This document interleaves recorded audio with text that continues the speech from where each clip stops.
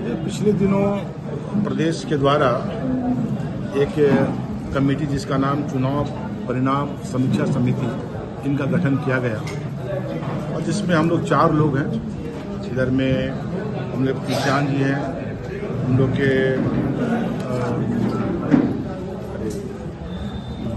भीम जी हैं और हमारे धनबाद से सुल्तान जी हैं। ये कमेटी में 4 लोग हैं और हमको लगता है कि ये जिम्मेदारी दी गई। हम लोग जहाँ जहाँ चुनाव लड़े हैं, चाहे हारे हैं चाहे जीते हैं, उसकी पूरी समीक्षा हम लोग करके रिपोर्ट अपने प्रभारी को और अपने एआईसीसी को सबमिट करें। और उसी सिलसिले में आज यहाँ पर बैठक हुई है और इसके बाद अब हम लोग तुरंत दूसरा जिला जो इस क्षेत्र का है दुमका जिला देवघर जिला हम लोग जाएंगे। और हमको लगता है जो बातचीत हुई है, हम लोग सब लोगों ने प्रयास किया है कि हर एक व्यक्ति की बातों को सुने और अभी फिर इसके बाद भी कुछ जो अलग से बात करना चाहते शायद उस मंच पे नहीं बोल पाए। हमने कहा भी था ऐसा बात नहीं किया जाए जिससे कि दूसरों को तकलीफ हो। अगर ऐसी कोई बातें बहुत खटास है तो हमको अलग से बताइए, उसको हम लोग इनपुट में लेंगे और जरूरत पड़ेगी तो रिपोर्ट में जरूर समावेश करेंगे। आप क्या देखिए, अभी तो हम लोग समीक्षा करें। पहली बैठक अभी हम लोग यहाँ एक जिला का पहला बैठक है। हमको लगता है ये तो सब कुछ बातचीत करने के बाद ही हम लोग बताएंगे। पर इतना ज़रूर है कि ये हम कह सकते हैं कि सीट हम लोग निश्चित रूप से जीतते।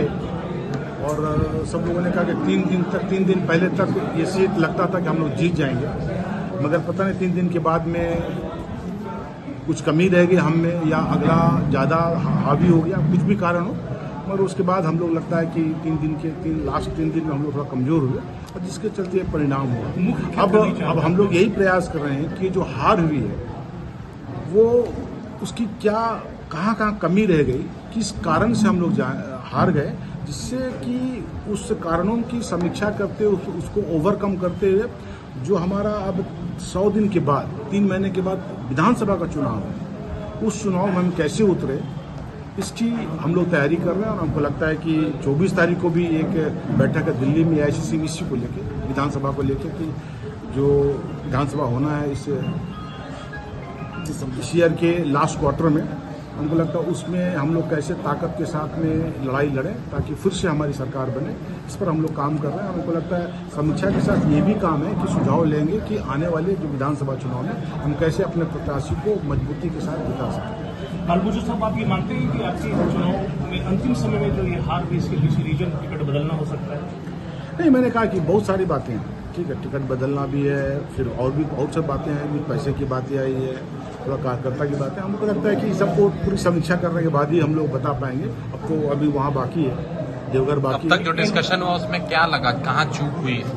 देखिए, बहुत सारे कारण हैं, एक कारण तो नहीं है, एक कारण तो नहीं है, ठीक है। देखिए, एंटी कम्बेंसी तो था, मगर पता नहीं एंटी कम्बेंसी को हम लोग लगता है कि पूरा उपयोग नहीं कर सके। इसलिए हमने कहा ना कि 3 दिन पहले तक, लास्ट चुनाव के 3 दिन पहले तक लगता हम लोग जीत रहे हैं। यही था एंटी कम्बेंसी। इसका मतलब कि जो लोग 4 बार जीत चुका है, स्वाभाविक एंटी कम्बेंसी होगा ही। और हमको लगता है कि उसका उपयोग शायद हम लोग पूरी तरह से नहीं कर पाए। लेकिन जिस जगह आप मानते हैं कि कमजोर है, वहाँ तो आप बड़ी मजबूती से बाहर निकले हैं।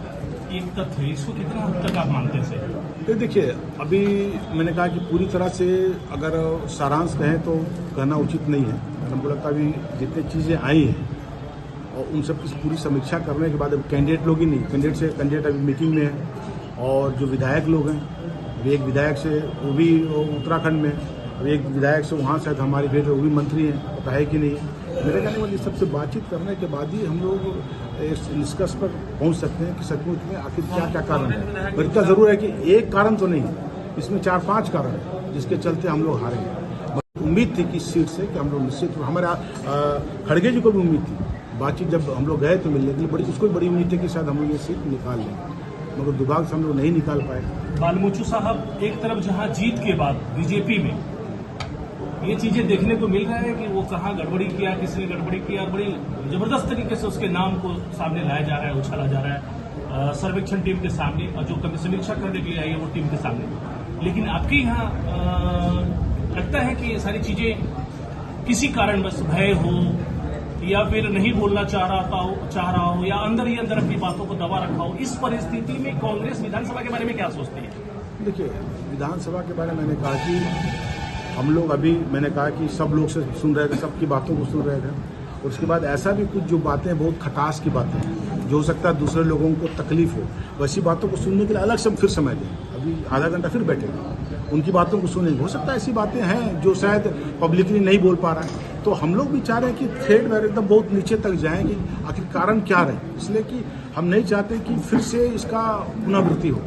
इसलिए हम लोग लोकसभा विधानसभा का जो चुनाव दिसंबर में होने हो, नवंबर में होना है, उस पर हम कैसे विजय हासिल करें, इस स्ट्रेटजी के तहत हम लोग। वापस लेने के बाद क्या कांग्रेस के कार्यकर्ताओं में गुड्डा में नाराजगी देखी जा रही है, या कैसा आपको महसूस हो रहा है? क्या सारे कार्यकर्ता एक साथ हैं? नहीं, देखिए, स्वाभाविक है। देखिए, किसी का टिकट मिला और कट जाएगा तो उसके जो फॉलोअर्स हैं अलग अलग ग्रुप में बटेंगे ही ना, स्वाभाविक है। इसलिए कि मान लो कि दीपिका के साथ कुछ लोग हैं, फिर प्रदीप के साथ कुछ लोग हैं, तो स्वाभाविक है जब इधर से उधर टिकट होता है तो कहीं ना कहीं ग्रुपबाजी होती है। मगर हमको लगता है फिर भी अब देखें कि अगर जिसका टिकट कटा वहाँ से तो हम लोग जीत गए। इसका मतलब कि हम तो देखेंगे दीपिका को कभी बीच में कहीं कोई मीडिया में कभी कोई गलत बात नहीं की उन्होंने। ठीक है, हो सकता है जितना 100 में दौड़ना था हो सकता है 90 में दौड़ी होगी, मगर ऐसा कहीं नहीं रहा कोई विरोध किया, कहीं भी कोई कार्यकर्ता नहीं। बालमुचु साहब आपने सही कहा, बालमुचु साहब आपने सही कहा कि जिनका टिकट कटा उसको बहुत ज्यादा मरमरी नहीं, उन्होंने अपनी आस्था दिखाई कांग्रेस के प्रति।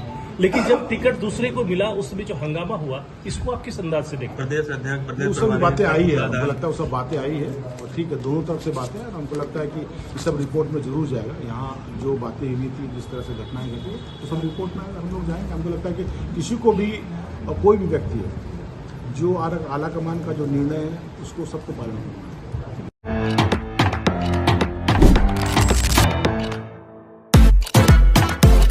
अब आपको 11th और 12th की पढ़ाई के लिए नहीं जाना होगा बाहर, क्योंकि अब आपके शहर दुमका में खुल चुका है डिनोवो स्कूल, जहां हर स्ट्रीम में होगी पढ़ाई।